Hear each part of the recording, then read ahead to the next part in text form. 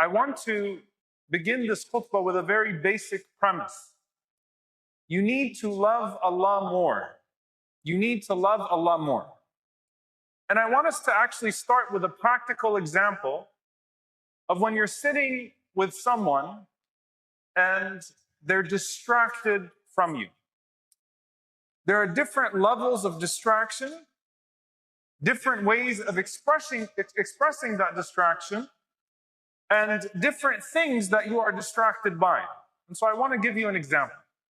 You're sitting with someone, and I'm sure that we encounter this on a daily basis, and sometimes we are the guilty party. You're sitting with someone and you have that person holding their phone and checking their social media the entire time. It's not that they have an important phone call. It's not that there is a family emergency. It's not that there is something that is of great importance that is distracting them. It's just they're going through their social media and they're not paying attention to you, and you know they're not paying attention to you. And that, of course, is extremely offensive. And then you have another level where someone might be hearing you, somewhat engaging you in conversation, but at the same time, they're still scrolling, they're still answering messages, and they're not giving you their full focus. I start with this example because Allah subhanahu wa ta'ala is giving us a month in which we are to clear the distractions that are in our lives, even if those distractions are necessary to an extent in our lives. And what do I mean by that? There are those that are distracted from Allah subhanahu wa ta'ala by their disobedience to Allah subhanahu wa ta'ala.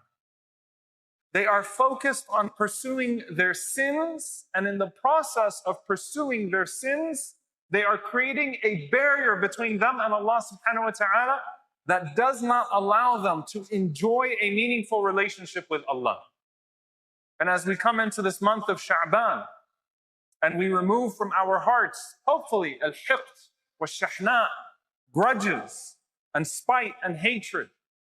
One of the reasons why we do that is because a heart that is full of the hatred of someone else does not have the capacity to truly love Allah subhanahu wa ta'ala.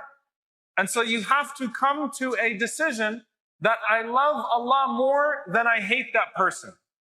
That I want Allah's forgiveness more than I hate to forgive that person. I will remove it.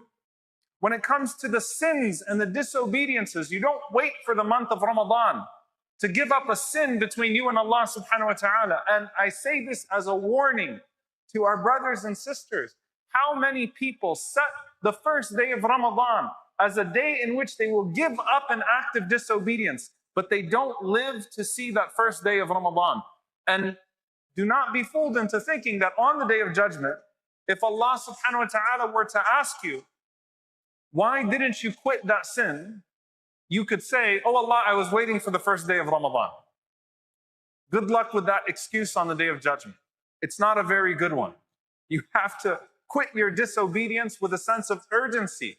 The sins that are a distraction between you and Allah, you were to quit them yesterday, not tomorrow.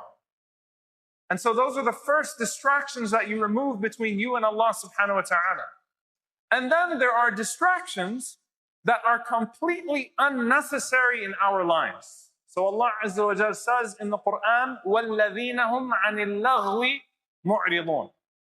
Those who turn away from idle speech. And one of the ways that al-laghw, عَنِ اللَّغْوِ مُعْرِضُونَ, one of the ways that that is defined is a distraction that carries no beneficial component to it whatsoever. And so you indulge in idle speech, you indulge in distractions that have no benefit whatsoever. There is no need to have those distractions in your life in the first place. It's a worthless distraction. And if you indulge in that distraction for too long, you are inevitably going to fall into ma'asiyah. You're going to fall into the disobedience of Allah subhanahu wa ta'ala. But then there is a third level of distraction.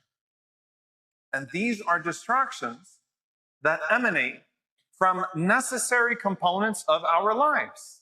What am I talking about? Allah subhanahu wa ta'ala says, يا أيها الذين آمنوا لا تلهكم أموالكم ولا أولادكم عن ذكر الله.